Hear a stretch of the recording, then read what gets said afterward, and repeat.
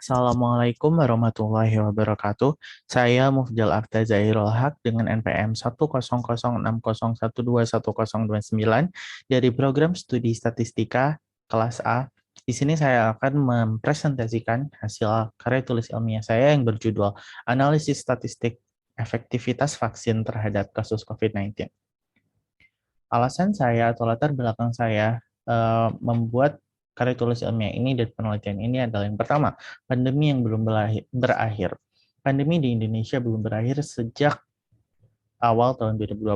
Pandemi ini bermulai dari kota Wuhan di Cina pada akhir tahun 2019 dan mulai menyebar ke seluruh dunia termasuk Indonesia pada awal tahun 2020. Yang selanjutnya adalah kebijakan pemerintah yaitu vaksinasi massal. Karena adanya pandemi di Indonesia, tentunya pemerintah Indonesia membuat beberapa kebijakan. Salah satunya adalah vaksinasi massal untuk mencegah dan mengurangi kasus positif COVID-19 di Indonesia.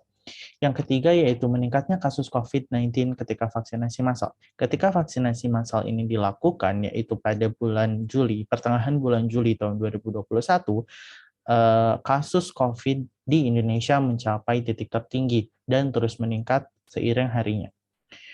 Yang selanjutnya yaitu hubungan vaksinasi massal dengan angka kasus COVID-19. Di sini saya akan menganalisis dari sudut pandang statistik apakah hubungan antara vaksinasi massal dengan angka kasus COVID-19.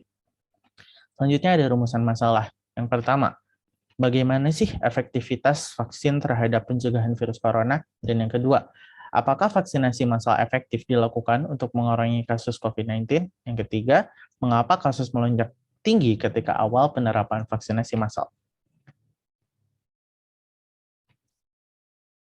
Selanjutnya ada tujuan penelitian. Yang pertama yaitu untuk mengetahui efektivitas vaksin terhadap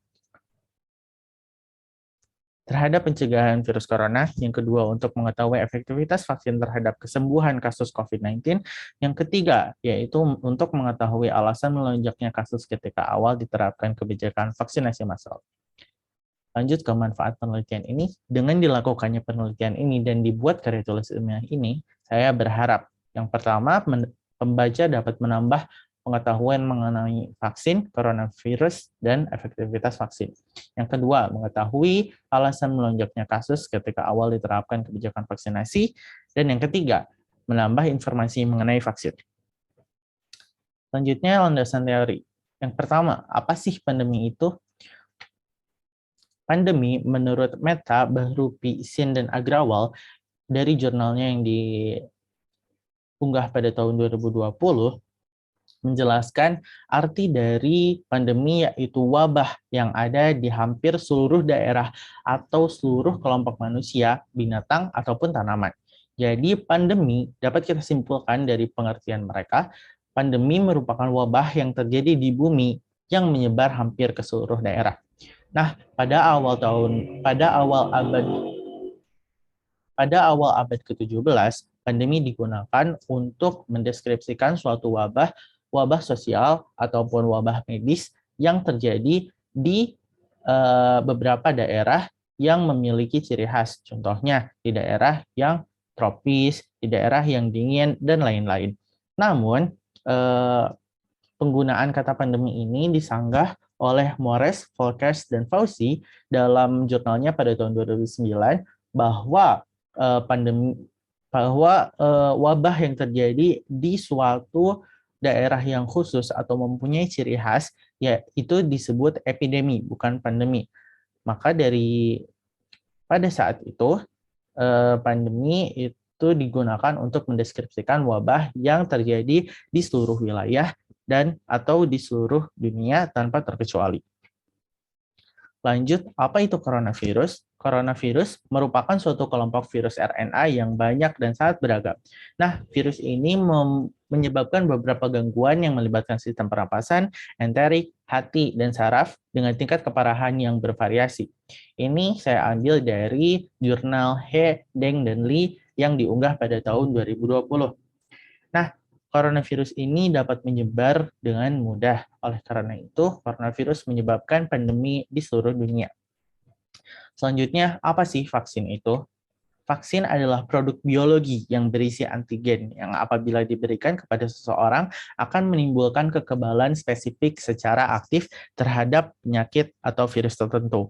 Vaksin ini dapat merangsang imunitas kita untuk membunuh virus-virus yang akan masuk nantinya. Jadi vaksin ini sangat direkomendasikan apabila untuk mencegah virus-virus.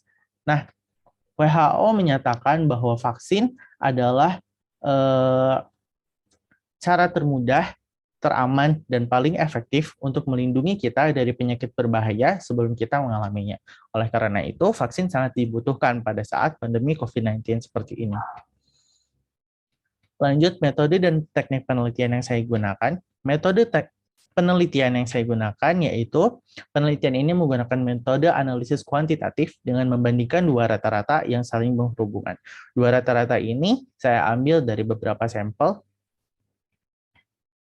Lanjut, populasi. Populasi adalah keseluruhan data yang akan diteliti.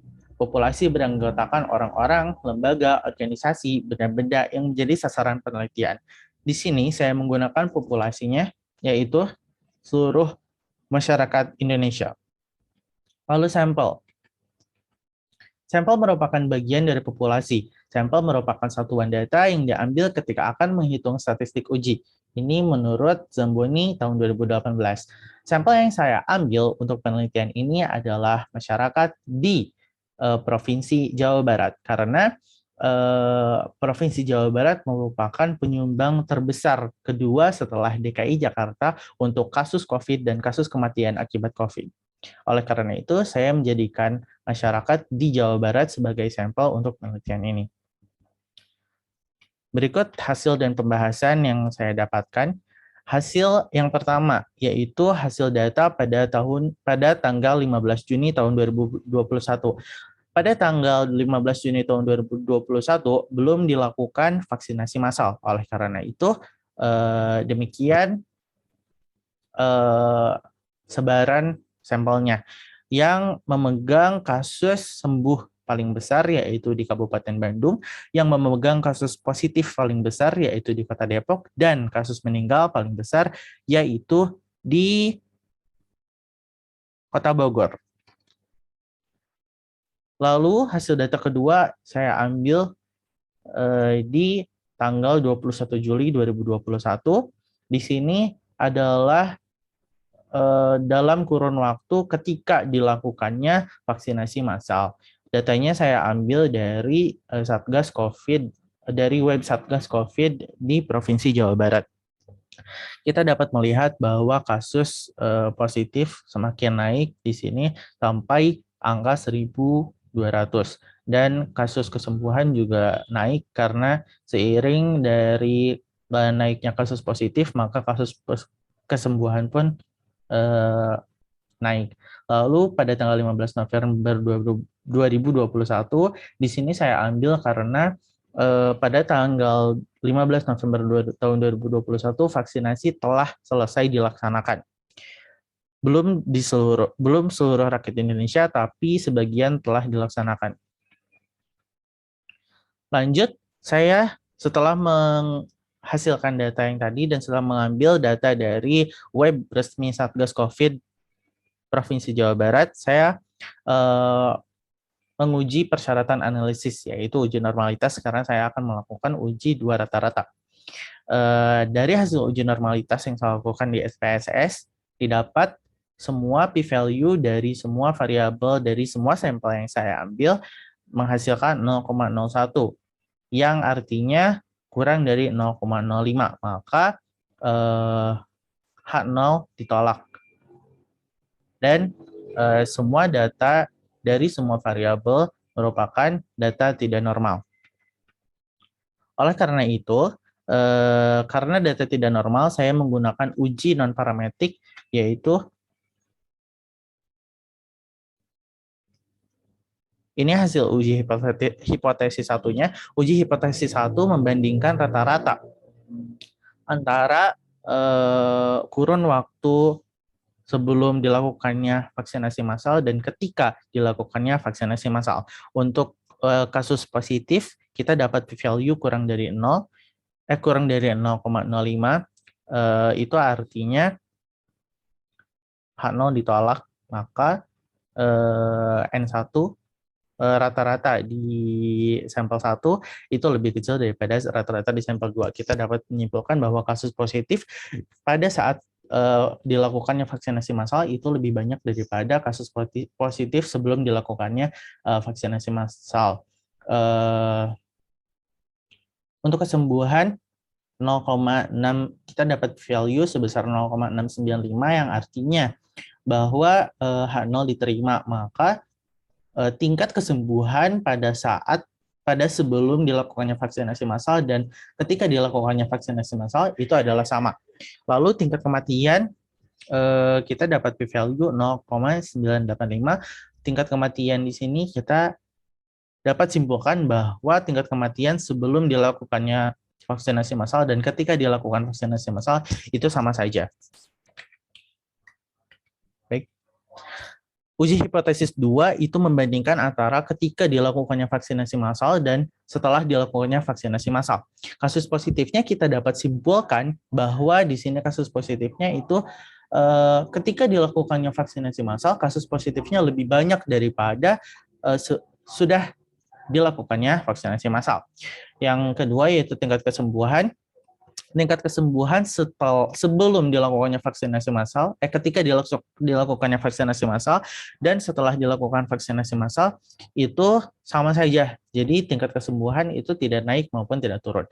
Untuk kematian karena data korban meninggal pada tanggal 15 November, pada tanggal 15 November berjumlah 0, maka dapat langsung disimpulkan bahwa rata-rata kematian ketika vaksinasi dilakukan lebih besar daripada rata-rata kematian setelah dilakukan vaksinasi massal.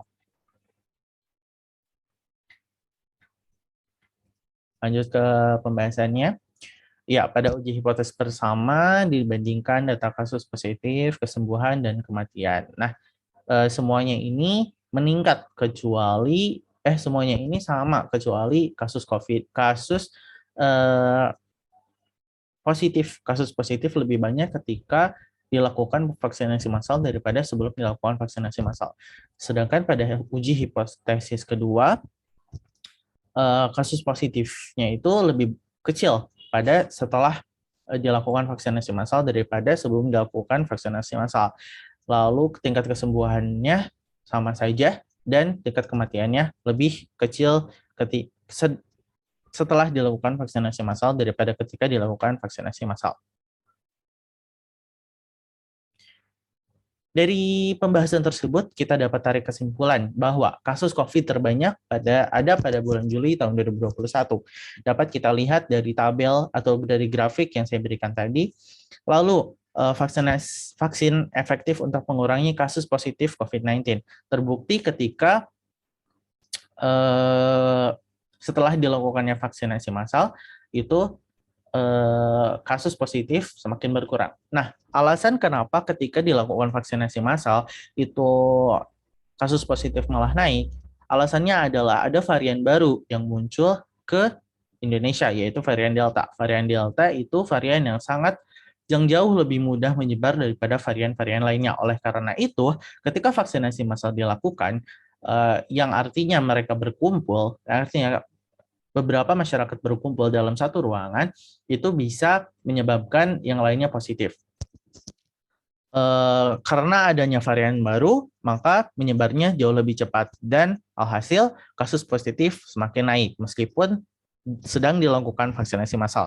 Yang ketiga, vaksin tidak efektif untuk penyembuhan pasien yang terpapar virus COVID-19. Ini dapat dibuktikan dari hasil analisis statistik bahwa kasus kesembuhan dari COVID-19 dari awal sebelum dilakukan vaksinasi massal, ketika dilakukan vaksinasi massal, dan setelah dilakukan vaksinasi massal, itu tidak ada kenaikan atau penurunan sama sekali. Oleh karena itu, vaksin tidak efektif untuk penyembuhan dari kasus COVID-19 ini. Ini juga selaras dengan apa yang dideskripsikan oleh WHO bahwa vaksin ini adalah alat untuk mencegah dari virus bukan untuk alat penyembuh dari virus tersebut. Saran dari penelitian ini adalah yang pertama, peneliti selanjutnya diharapkan dapat melakukan penelitian dengan data dan metode lebih luas agar hasil penelitian dapat lebih lengkap dan lebih akurat. Misalnya, datanya tidak diambil dari Provinsi Jawa Barat saja, melainkan dari satu pulau atau bahkan dari populasi. Yang kedua, peneliti selanjutnya diharapkan dapat melakukan penelitian dari berbagai arah, tidak hanya dari angka kasus COVID-19 saja, agar penelitian dapat dipercaya dan didapat hubungan dari berbagai sudut pandang. Contohnya, kita bisa meneliti dari hal biologis ataupun dari hal kimiawi. Terima kasih atas perhatiannya. Apabila ada kesalahan, itu berasal dari saya, dan apabila ada kebenaran, itu berasal dari Allah. Wassalamualaikum warahmatullahi wabarakatuh.